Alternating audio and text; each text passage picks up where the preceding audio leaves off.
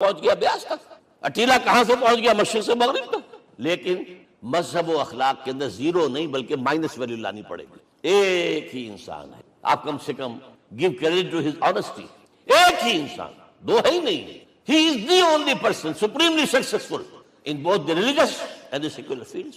اب آئیے تیسری میں گواہی دے رہا ہوں ایک ایسے شخص کی جو ویسے شاتم رسول ہے، گالیاں دی ہیں اس نے، بدترین گالیاں دی ہیں، رقیق حملے کیے، جیسے رشدی نے کیے ہیں ایسے تسلیمہ نسرین نے کیے ہیں، سب اس طرح کے کیے ہیں. وہ H G Wells fiction story writer, historian بھی ہے، 2 کتابیں ہیں اس کی تاریخ پر، تاریخ انسانی عالم، short history of the world and concise history of the world. جو رقیق حملے کیے ہیں میں اس کا ذکر نہیں کر، اس لیے کر دیا کہ معلوم ہے وہ دشمن ہے، دوست نہیں ہے.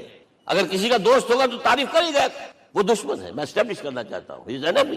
اور عربی زبان کا ایک مقولہ یہ ہے کہ الفضل ما شہدت بہ الاعداء، فضیلت تو وہ ہوتی ہے جس کی گواہی دشمن دے. جب وہ آیا ہے concise history of the world میں چیپٹر آخری حضور کا، جو حضور کے چیپٹر میں جو آخری بات خطبہ حجۃ الوداع کو کوٹ کیا ہے، لا فضل لعربی علی عجمی ولا لعجمی علی عربی ولا لأحمر علی اسود ولا لأسود علی احمر الا بالتقوی. کسی عرب کو کسی عجمی پر کوئی فضیلت نہیں، کسی عجمی کو کسی عرب پر کوئی فضیلت نہیں، کسی گولے کو کسی کارے پر کوئی فضیلت نہیں، اور کسی کالے کو کسی گورے پر کوئی فضیلت نہیں، ہاں تقوی کے ساتھ. اب ذرا میرا ایک لفظ نوٹ کیجئے، کیا لکھتا ہے اس پر؟ Although the sermons of human freedom, fraternity and equality were said before also, and we find a lot of these sermons in Jesus of Nazareth, مسیح ناصری حضرت عیسیٰ علیہ السلام کے ہاں بھی واعظ تو ہمیں بہت ملتے ہیں. But it must be accepted that it was Muhammad sallallahu alaihi wasallam who for the first time in history established a society based on these principles. انسانی حریت، اخوت، مساوات، اس کے واعظ کہنے تو بہت آسان ہے، تقریریں کرنی تو بہت آسان ہے، لیکن ان ویلیوز کو باقاعدہ اسٹیبلش کرنا ایک سوسائٹی میں ماننا پڑتا ہے. یہ اسے دینا پڑا ہے کریڈٹ جو بھی ہے. لیکن ایک بات نوٹ کر لیں، مبادہ کہیں آپ میرے بارے میں سوء ظن ہو جائے، تازہ ایڈیشن جو اب اویلیبل ہے اس میں سے یہ نکال دیے گئے ہیں. آج کے جو ان کے ایڈیٹرز ہیں ان کے حلق سے نیچے نہیں اتر رہے. اتنی بڑی حقیقت. آپ پنجاب لائبریری یا پبلک لائبریری سے جا کے پرانا ایڈیشن لیجئے، concise history of the world کے اندر آپ کو یہ الفاظ مل. Although the sermons of human fraternity, freedom and equality were said before also, and we have a lot of these sermons in Jesus of Nazareth, but it must be accepted that it was Muhammad sallallahu alaihi wasallam who for the first time in history established a society based on these. اب یہ جو mission میں نے آپ کے سامنے رکھا، ایک بنیادی مشن قرآن کی تبلیغ کرو، تبلیغ کرو، تبلیغ کرو، تبلیغ. یا ایھا رسول بلغ ما انزل الیک من ربک وان لم تفعل فما بلغت رسالته.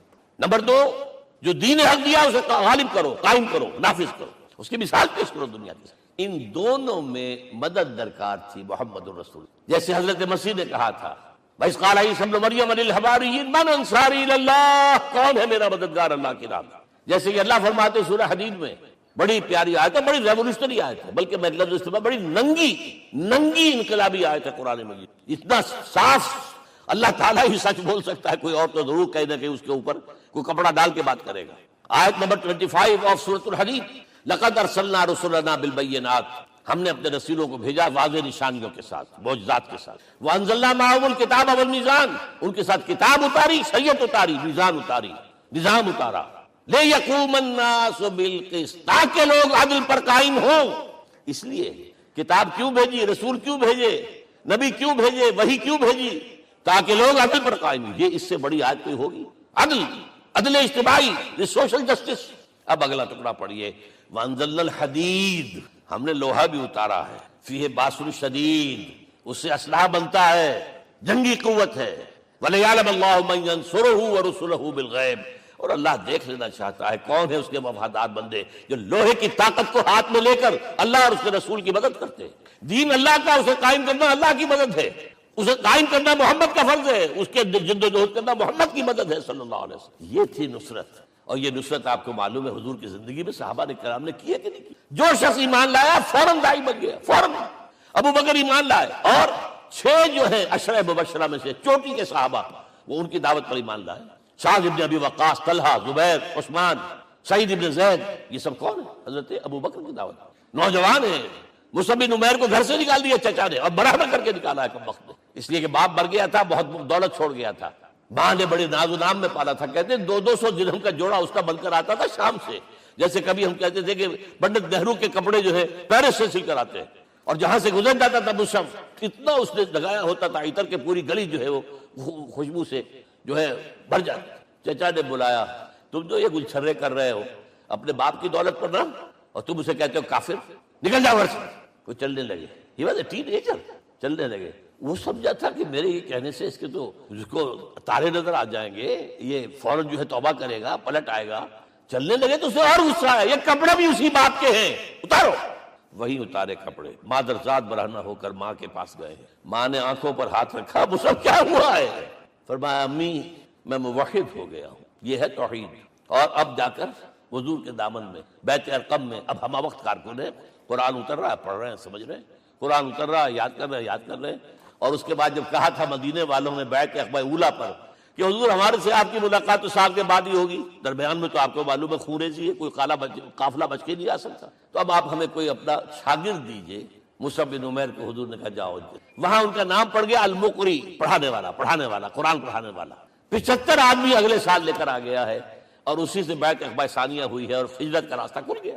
اور اس کو ایک دفعہ حضور نے دیکھا, مسجد کے دروازے کے سامنے سے گزر رہا تھا مصعب, پھٹا ہوا کمبل تھا جس میں لپیٹا ہوا. حضور کی آنکھوں میں آنسو آ گئے. غزوہ احد میں شہید ہوا کس طرح, علم بردار تھا, ایک ہاتھ پر مار پڑا ہے, کٹ کے گر گیا, ایک ہاتھ سے تھاما, دوسرے پر بھی گر گیا, دونوں جو بچے ہوئے حصے تھے اس سے تھاما.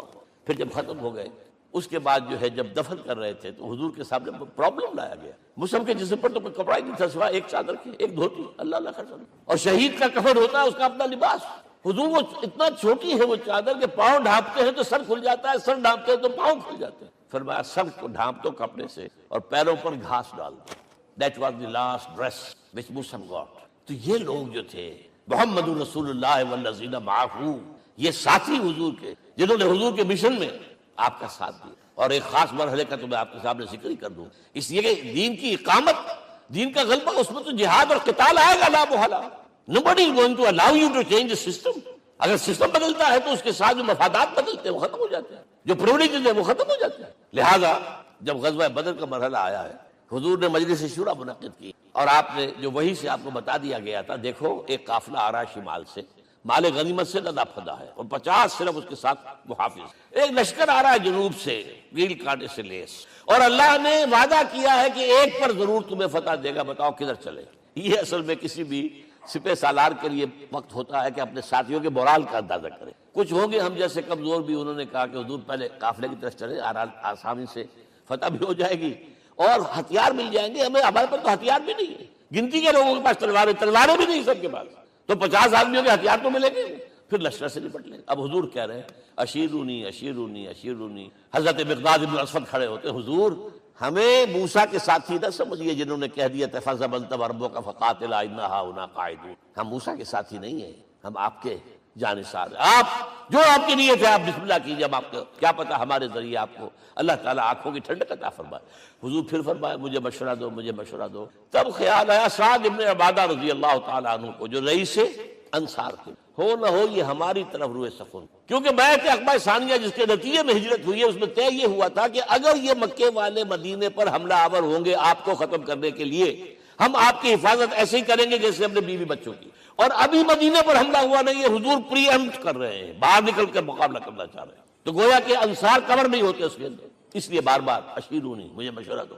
اب سعد بن عبادہ کھڑے ہوتے, کانک تعنینا یا رسول اللہ صلی اللہ علیہ وسلم, اے اللہ کے رسول شاید آپ کا روئے سخن ہماری جانب, فَإِنَّا آمَنَّا بِكَ وَصَدَّقْنَاكَ, ہم آپ پر ایمان لا چکے ہیں, ہم نے آپ کی تصدیق کی, اب ہمارے پاس چوائس کون سا ہے. اگر آپ آگے چلیں ہم پیچھے چلیں گے, اگر برق الغماد تک پہنچیں گے ہم اپنی اونٹنیوں کو دبلا کر دیں گے, یمن کا آخری شہر جو ہے برق الغماد, اور اگر آپ ساحل سمندر پر کھڑے ہو کر اپنی سواری سمندر میں ڈالیں گے ہم بھی ڈالیں گے. بہرحال یہ مراحل ہیں کہ جن سے گزر کر حضور نے اللہ کے دین کو غالب کیا اور قائم کیا, اور اس ہر سطح پر, ہر مرحلے پر صحابہ کرام نے آپ کا ساتھ دیا. جہاں آپ کا پسینہ گرا وہاں انہوں نے اپنے خون کی ندیاں بہا دی. محمد رسول اللہ والذین معہ اشداء علی الکفار رحماء بینہم, یہ ہے در حقیقت عظمت محمد صلی اللہ علیہ وسلم. آج کے دور میں سمجھ لیجیے اچھی طرح, یہ دور جس کا کہ فاتح ہے حضور, فاتح سے مطلب افتتاح کرنے والے, اس دور میں اجتماعی نظام کی اصل اہمیت ہے. اجتماعی نظام غلط ہے, ایکسپلائٹیٹو ہے, تقسیم دولت کا نظام غلط ہے. کیا ہوگا, ایک طرف دولت جمع ہوگی, ایکومولیشن آف ویلتھ, ایک طرف بھوک, افلاس, فاقہ ہوگا. شاہ ولی اللہ دہلوی کہتے ہیں کہ جس معاشرے میں تقسیم دولت کا نظام غلط ہو جائے، یہ دو دھاری تلوار ہے، دو دھاری دونوں طرف کاٹتی ہے۔ ایک طرف دولت جمع ہوگی تو عیاشیاں ہوں گی، بدماشیاں ہوں گی، کچھ چل رہے ہوں گے، وہ بھی خراب، معاشرے کے لیے خراب۔ اور ایک طرف فقر ہوگا اور بھوک ہوگی اور فاقہ ہوگا، یہ بھی خراب۔ اس لیے کہ حضور فرماتے ہیں کاد الفقر و یکون کفرا، فقر تو انسان کو کفر کی حد تک پہنچا دیتا ہے، لہذا فقر کل نظام کو توڑنا ہوگا۔ یہ الفاظ شاہ ولی اللہ دہلوی رحمۃ اللہ علیہ جو 12ویں صدی ہجری کے مجدد، اس نظام کو بدلنا۔ اب آپ سوچئے حضور صلی اللہ علیہ وسلم نے جب اپنے اس مشن کی تکمیل کر لی، تو میں اب دو باتیں آپ کو بتا رہا ہوں۔ چونکہ حضور کی بعثت صرف عرب کے لیے نہیں تھی، صرف عربوں کے لیے نہیں تھی، صرف ملک عرب کے لیے نہیں تھی۔ اگر یہ ہوتا تو آپ کا کام مکمل ہو گیا تھا، پورے عرب میں اللہ کی حکومت قائم ہو گئی، ایک ایک شخص تک قرآن پہنچ گیا۔ لیکن 5 جگہ قرآن میں آیا ہے وَمَا أَرْسَلْنَاكَ إِلَّا كَافَّةً لِلنَّاسِ بَشِيرًا وَنَذِيرًا، ہم نے نہیں بھیجا آپ کو مگر تمام انسانوں کے لیے بشیر اور نذیر بنا کر۔ لہذا کام مکمل نہیں ہوا۔ اقبال کہتا ہے وقت فرصت ہے کہاں، کام ابھی باقی ہے، نور توحید کا اتمام ابھی باقی۔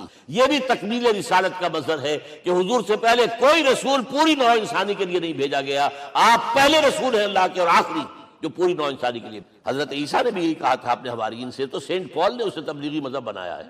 انجیل میں اب بھی الفاظ موجود ہیں کہ I have been sent in search of the lost sheep of the house of Israel، میں تو اسرائیل کے گھرانے کی کھوئی ہوئی بھیڑوں کی تلاش میں بھیجا گیا ہوں، صرف بنی اسرائیل کے لیے۔ قرآن بھی کہتا ہے رسولا الی بنی اسرائیل، واحد رسول ہیں جو پوری دنیا کے لیے بھیج۔ اچھا کہہ دینا تو آسان ہو گیا، اس کا مطلب کیا ہے؟ جب تک پوری دنیا پر اللہ کا دین غالب نہ ہو، محمد کا مقصد بعثت ہنوز شرمندہ تکمیل، اور یہ ہوگا، اس کی خبر دی ہے۔